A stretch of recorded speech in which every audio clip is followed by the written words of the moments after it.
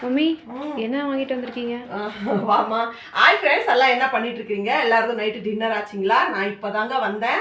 வந்ததே வந்து 8:40 ஆகிப்போச்சு. நம்ம வீட்டில் என்ன டின்னர் பண்ணுறதுன்னு பார்த்தா பெரிய பாப்பா காலையில் சமைச்சிடுங்க பாருங்க.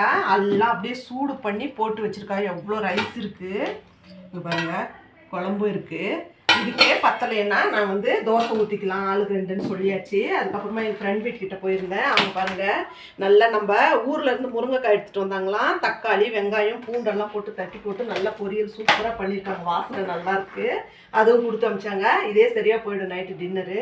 பால் வாங்கலான்னு பால் கடைக்கிட்ட போனதுமே புதுசாக இங்கே பாருங்கள், நல்லா தேங்காய் பருப்பி, இந்த மாதிரி பன்னு, இங்கே பாருங்கள், இந்த முறுக்கு எல்லாம் நல்லா பேக் பண்ணின்னு இருந்தாங்க எல்லாம் பாட்டிலில்.